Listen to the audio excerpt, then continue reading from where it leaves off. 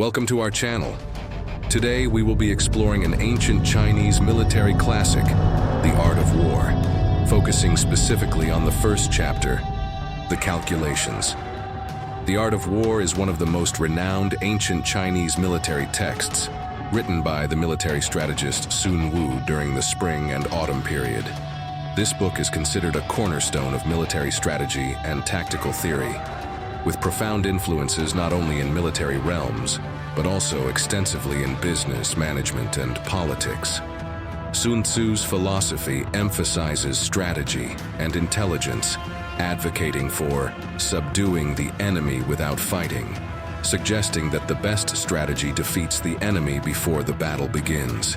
His principles include leveraging the environment, speed, and psychological warfare, highlighted by the famous dictum, "Know the enemy and know yourself, and you will never be in peril," stressing the importance of understanding both oneself and the opponent to ensure victory in warfare. The Art of War is not merely a military manual, but a seminal text on strategic thinking. If you are interested in strategy, whether it be in historical battles, business competitions, or personal development strategies, this chapter will offer you numerous insights. Remember to like, subscribe, and turn on notifications. Let's get started. The Art of War consists of 13 chapters, with the calculations serving as the first. This chapter primarily discusses the fundamental principles of warfare and preliminary planning. In this chapter, Sun Tzu emphasizes the importance and complexity of warfare, as well as how proper planning ultimately determines the outcome of conflicts. Detailed content explanation. 1. The 5 essential aspects of warfare.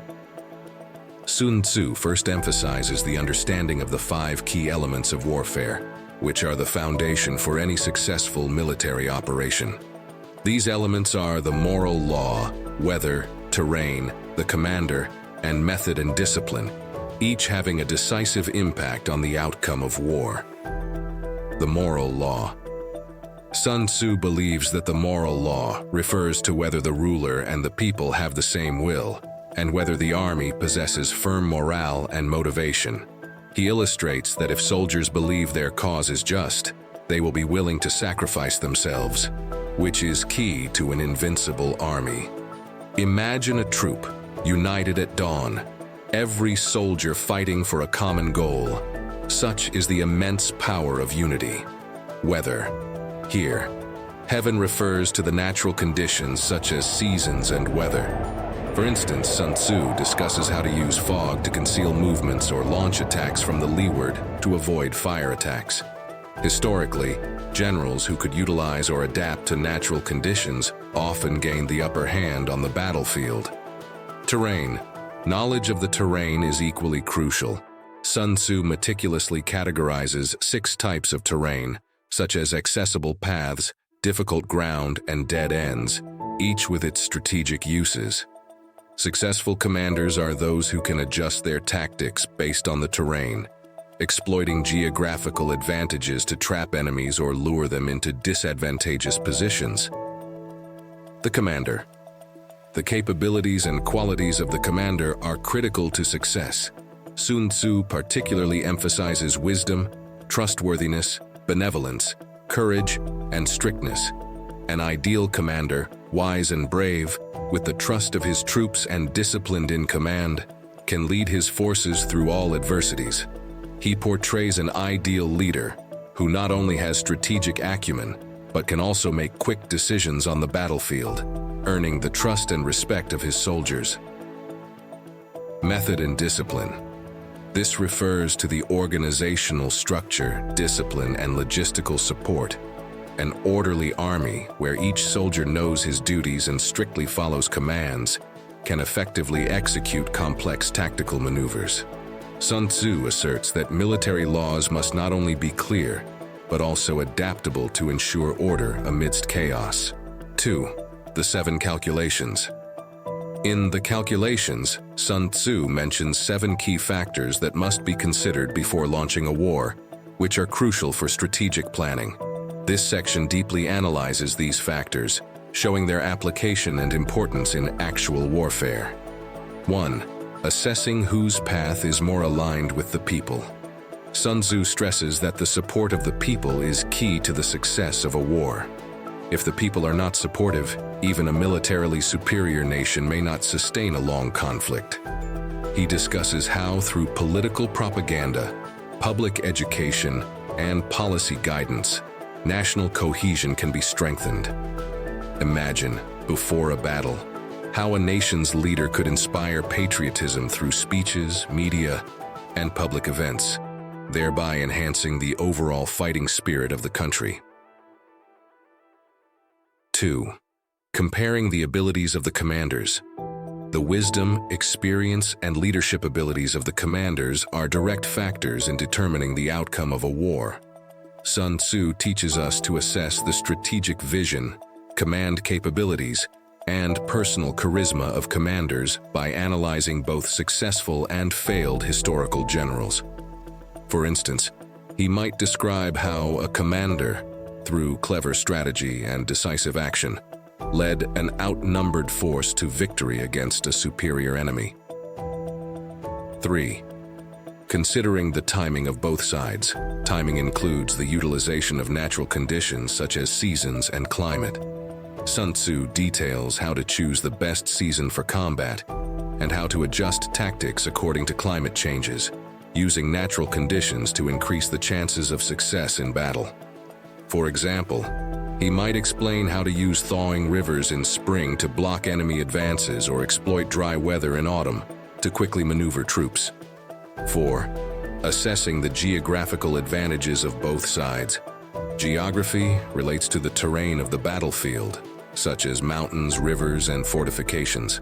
Sun Tzu emphasizes the importance of understanding and using terrain, such as how to ambush in mountainous areas or position forces on plains. He uses specific historical battles to show how armies can be arranged, according to terrain, to gain tactical advantages. 5. Comparing the discipline and organization.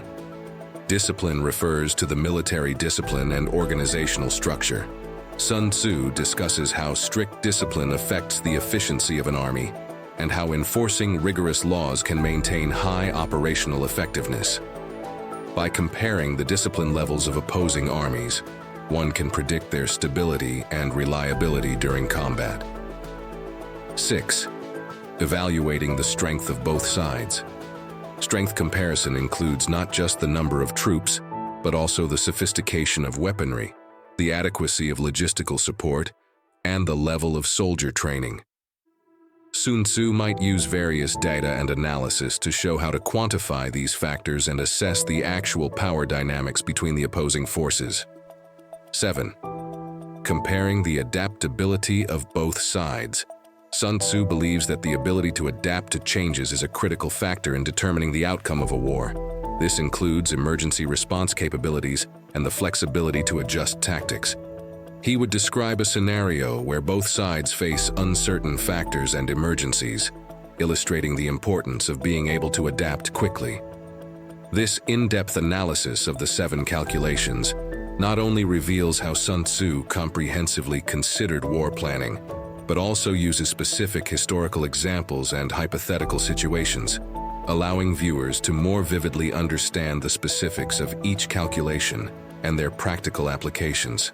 3. Calculation and comparison. Sun Tzu's section on calculation and comparison delves deeper into the discussions previously held. Sun Tzu illustrates the importance of calculation using the metaphor of a chess player who must envision hundreds of moves ahead before the game begins. This type of mental rehearsal helps decision-makers make the most advantageous choices swiftly when faced with complex situations. Sun Tzu advocates 3 specific methods of calculation. Quantitative analysis.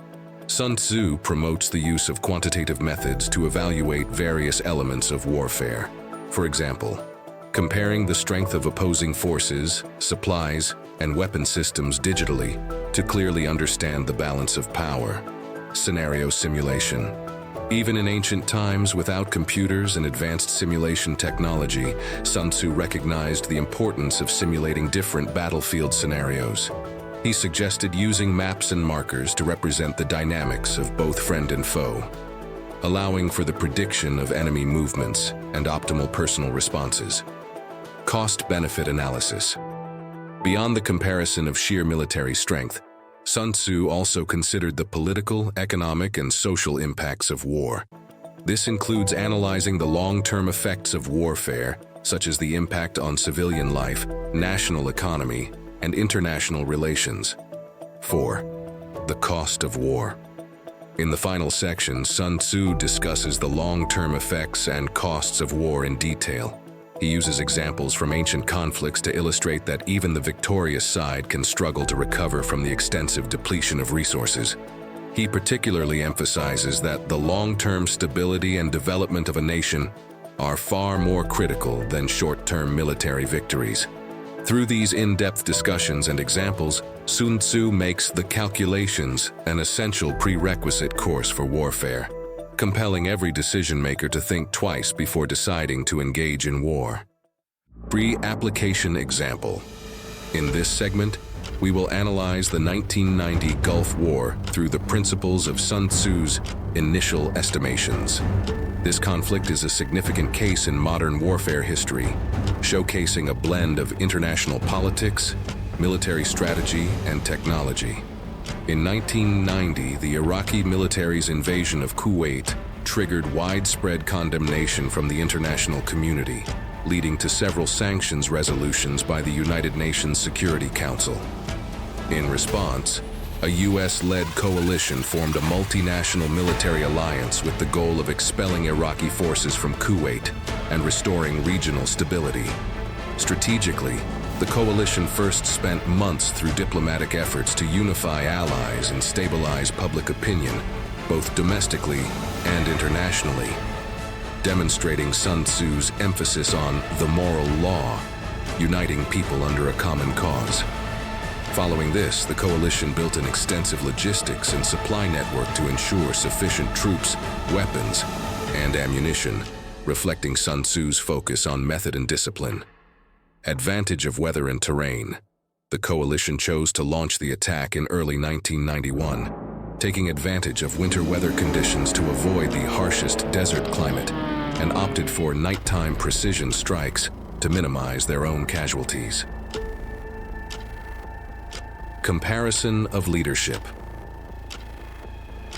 The coalition was led by the experienced General Norman Schwarzkopf, whose strategic deployment fully utilized technological advantages, such as precision-guided munitions and advanced reconnaissance technologies.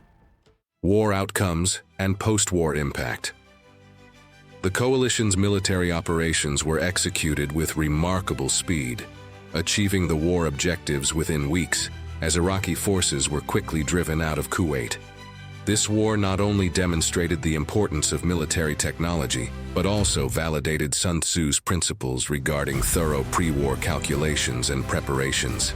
After the war, the coalition did not advance further into Iraq, avoiding potential long-term entanglements, which also reflects Sun Tzu's strategic wisdom in recognizing and utilizing terrain. The First Gulf War serves as a classic example of modern warfare, where many strategies and decisions were profoundly influenced by Sun Tzu's initial estimations. Through this conflict, we can see how the strategic thoughts in the art of war are applied to modern military operations, especially in terms of precise calculation, comprehensive preparation, and strategic execution. Conclusion. Today we have delved deeply into the art of war and its first chapter, Initial Estimations. We hope these strategic principles have inspired your decision-making process. In our next video, we will explore the second chapter, Waging War. If you enjoyed today's content, please like and share it with your friends. Your support motivates us to continue creating. Leave your thoughts on the art of war or any other historical topics you're interested in the comments below. See you next time.